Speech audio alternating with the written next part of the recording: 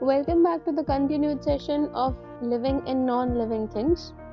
So yesterday we studied about the basic structural organization of the living organisms. In this chapter, actually what you are going to study about the living as well as the non-living things. Basically in detail में आप पढ़ोगे about the living organisms और living organisms के बारे में पढ़ने के बाद you will come to the conclusion that non-living things में वो चीज़ कैसे होती है. If you are talking about the movement, non-living things के बारे में हम बाद में डिस्कस करेंगे. Firstly, we will be discussing about the living things.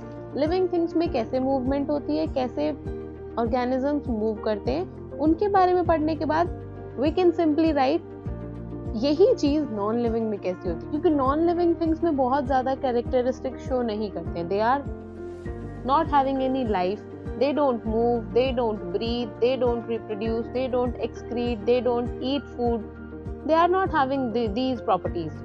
So basically we will be studying every property, every characteristic for the living beings, and then we will talk about the same for the non-living things also.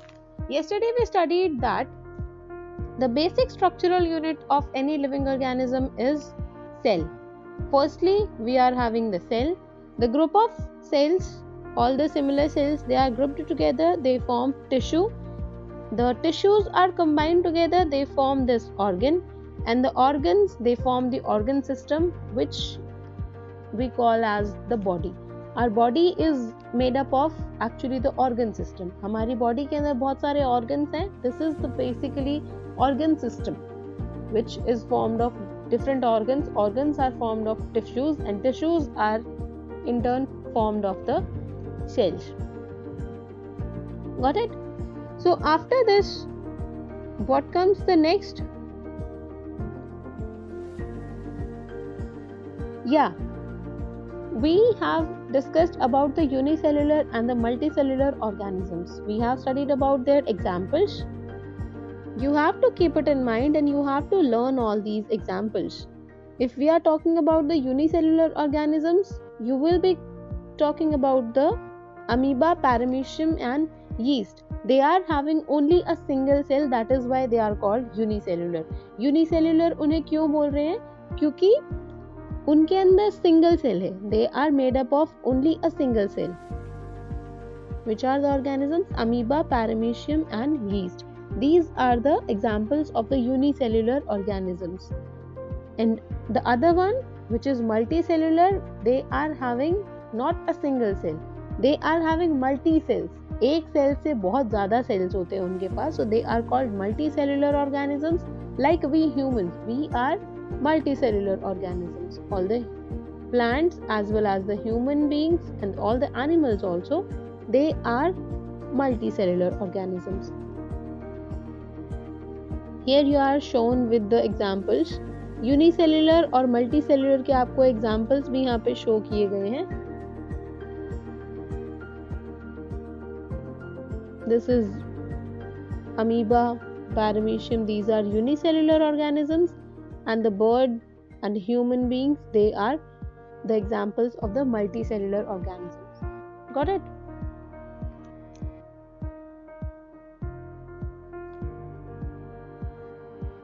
So when we have talked about the living organisms की structural organization के बारे में आपको पता चल गया that they are formed by the cells. जो basic structural unit है, सबसे छोटी unit है, वो क्या है उसकी?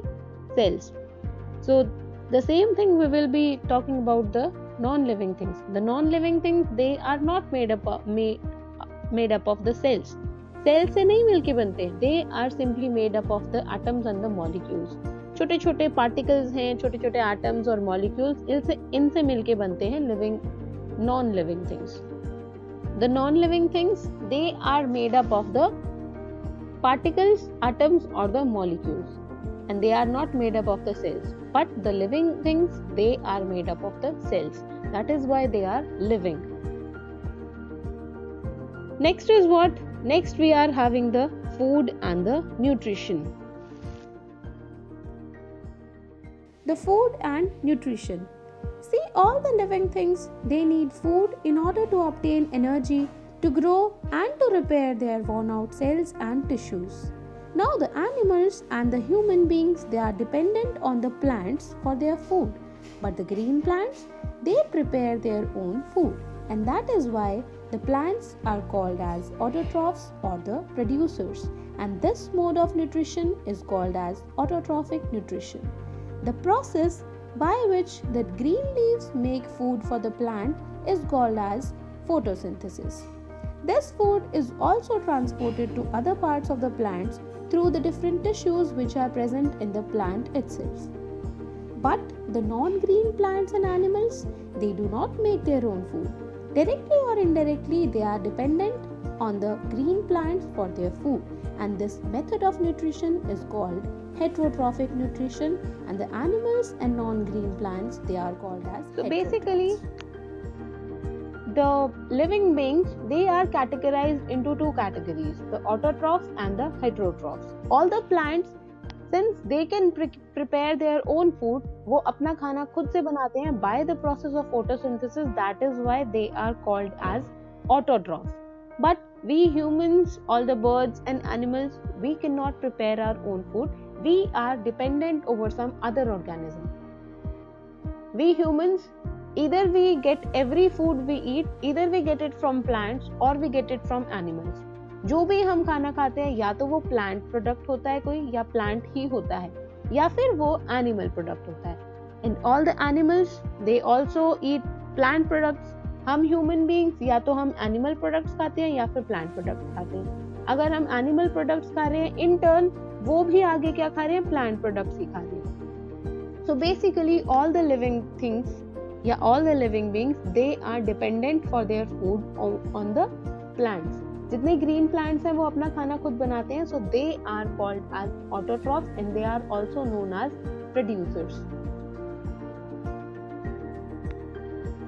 So the all living beings, they eat food, and how they get their nutrition, they are having different nutrition, different mode of nutrition for different organisms. Autotrophs के लिए autotrophic nutrition होता है, and the mode of nutrition for the heterotrophs, which are dependent over the green plants, they are having the heterotrophic nutrition. जो autotrophs हैं, green plants हैं जैसे जितने भी, वो by the process of photosynthesis prepare their own food and get the nutrition. But the non-green plants, animals and the human beings, they are the heterotrophs and they undergo the heterotrophic nutrition, and they are totally dependent over the plants for their food. Got it? Directly or indirectly, we get every food from the green plants. So about the living organisms, we know that they are having the autotrophic and the heterotrophic nutrition. But when we are talking about the non-living things, they do not eat food. They do not eat anything. जितने भी non-living things हैं, वो कुछ खाना तो खाती नहीं है. Your table and your bed, they do not eat food. आपके रूम में या आपके सराउंडिंग्स में जितनी भी नॉन लिविंग थिंग्स हैं, like the sofa, like bed, chair, table, अलमीरा, they do not eat anything. They are the non-living things, and all the non-living things, they do not eat food. Next is response to the stimuli. Response to stimuli. See what happens if you accidentally touch a hot pan. What do?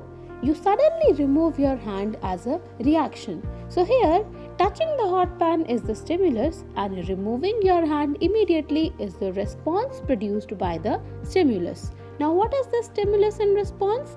Any change in the immediate environment of an organism which produces a change in the activities of the organism is called a stimulus. Then plural of stimulus is stimuli, and the organism's reaction to a stimulus is called a response. Now all the living beings respond to different types of stimuli like touch, heat, light and smell in different ways. For example, the leaves of a touch-me-not plant, they curl up when they are touched. Here, the touch is the stimulus and curling up of the leaves is the response. The plants also respond to stimuli. Like the shoot, it grows towards the light, and root, it grows towards the gravity. So here, The light and gravity, they are the stimuli, and the plant growth is the response. Also, some stimuli come from inside of an organism's body. For example, lack of oxygen in your body is a stimulus, and you yawn, that is a response. So these are basically the responses to the stimulus and responses to the stimulus. Phototropism and geotropism, these two terms are very important.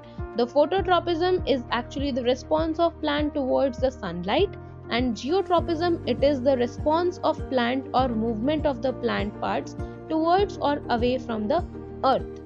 Like the shoot, it grows away from the earth, and roots, they grow towards the earth. This is geotropism. You actually yawn because of the lack of oxygen in your body, that being a stimulus, and your yawning being a response to that stimulus.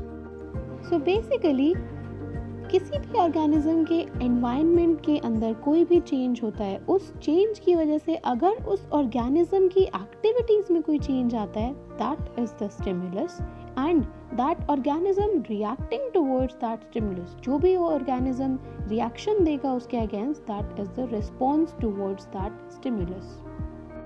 And the two terms, phototropism and geotropism, these are very important to know. You have to keep it in mind. Photo is related to the light and geo is related to the earth. That is why phototropism is the response of plant towards sunlight or the light, and geotropism, that is the response of the plant or growth or movement of the plant towards or away from the earth. So this was all about the living things, how they respond to the stimuli. But when we will be talking about the non-living things, if we talk about the non-living things, they actually do not respond to the stimuli. किसी भी stimulus के against reaction कब show करेंगे? जब उन्हें वो चीज़ feel होगी. When they are not feeling that thing, they cannot respond towards the stimuli. So basically, the non-living things, they do not respond towards any stimuli. Got it? I think this is enough for today.